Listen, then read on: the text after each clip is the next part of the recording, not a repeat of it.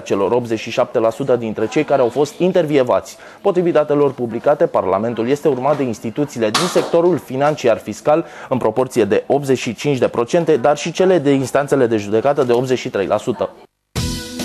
Mulțumim, Cristian. A curs mult vina seară la Timișoara, acolo unde sute de oameni s-au adunat pe platoul stadionului Dan Păltinișanu în prima seară a Festivalului Vinului. Cum s-au distrat timișorenii, aflați în câteva momente. Eleganță, culoare, mister și rafinament, toate într-un singur cadru fastos în foaierele Operei Naționale.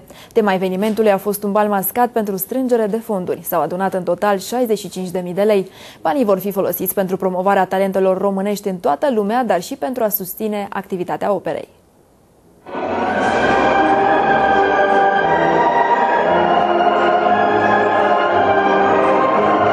Conți, prințese, marchizi și regine. Toate aceste personaje au creat o atmosferă unică într-un cadru de poveste. Evenimentul a avut drept scop strângerea de fonduri pentru operă. De ce fantoma de la operă și un alt personaj în seara asta? Sunt fantoma de la operă pentru că ne aflăm la operă și pentru că mă simt un pic fantomă în seara aceasta. În asociația Friends of Opera nu suntem fantome, adică nu suntem numai fantome. Am pornit asociația asta acum vreo 2 ani și ne străduim prin diferite evenimente să strângem fonduri pentru Opera Națională. Cum vi se pare atmosfera? Atmosfera aștept să se încingă mai mult, aștept să costumele să se exprime. În ce v-ați costumat? În rolul lui Riccardo din opera Un ballo in maschera de Giuseppe Verdi. De ce această opțiune? Pentru că a fost exact spectacolul pe care l-am urmărit înainte de a începe propriu-zis balul mascat. Contesa din Nunta lui Figaro, celebra operă a lui Mozart. Deci de ce personaj?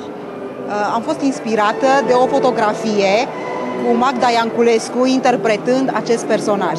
Și avea exact așa o perucă precum a mea și am zis voi fi contesa Almaviva în seara aceasta. Soliștii ai Operei Naționale au interpretat arii celebre, iar dansatorii profesioniști i-au invitat pe participanții evenimentului la dans. A fost organizată și o tombolă, o paradă a costumelor, iar invitații au primit premii surpriză. Este un eveniment caritabil organizat de Asociația Friends of Opera, Prietenii Operei. Este prima ieșire mai importantă în lume a asociației. Am avut și alte evenimente mai mici.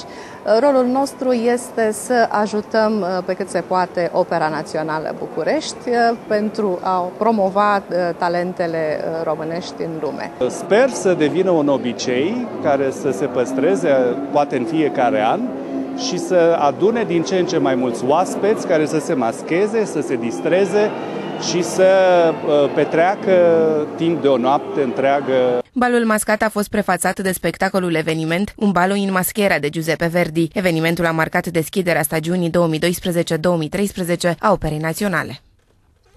Sute de timișoreni s-au